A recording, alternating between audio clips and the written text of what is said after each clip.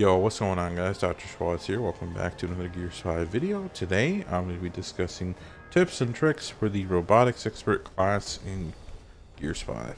So this is a class a lot of people don't play anymore because the mechanic in Horde is just... People prefer the mechanic, I just think, because cheaper repair costs and cheaper to build. But the Robotic Expert does have its uses for sure and advantages. So tip number one, when running bloody DR1, if you run that skill card, make sure to deploy the DR1 in an area away from enemies and try to mark the targets that you would like the DR1 to attack. It does help increase the likelihood that the robot will actually shoot at the intended target. Now, when this class first came out as Baird, before declassed a couple, the robot was really bad.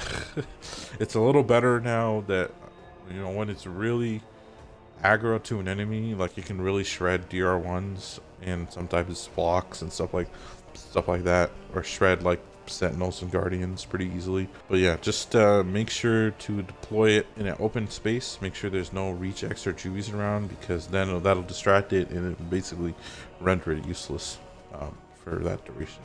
Tip number two, global overclock is a must-have. It repairs lockers even faster than the mechanic.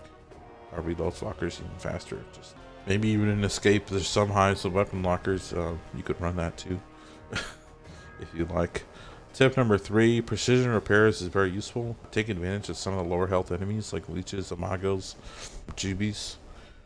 Utilizing a veteran's ultimate with a Marxa is an easy way to catch up with repairs as well, if there is one in your lot. In later ways, the card does lose its effectiveness because the enemies get stronger and you can't rely on like a crawler all the time to kill. But running both repair cards like Nerf's Steel and Combat Engineer work just as good without the need to hassle for a kill. So the Nerf's Steel card, just to summarize, basically lets you repair faster when you're within 10 meters of an enemy, and then the Combat Engineer lets you repair faster when you're repairing for 2 seconds or more. So if you combine them, it's pretty quick repair speed. So that kind of offsets, if you run both repair cards, the need for precision repairs is kind of diminished in that sense.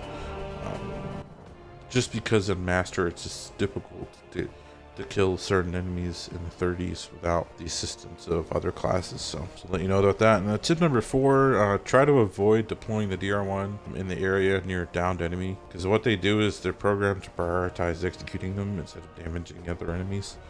So the DR1, all 99% of the time, or all 100% of the time, if there's a downed enemy, they will execute it first before attempting to shoot anything else. So just be cautious of that. The final tip I would probably add here is tip number five. The Homebody skill card, if you do run it, it does stack if you are within 10 meters of multiple taps. You can get like 64% damage resistance instead of 32. Will that save you from sponging a boom? Probably not, but it's a lot better than 32%. So, but yeah, thank you all so much for watching. That'll be the end of this tips and tricks guide for Robotics Expert. I'll leave it in comments below, and thank you all so much for watching. You guys have a good one.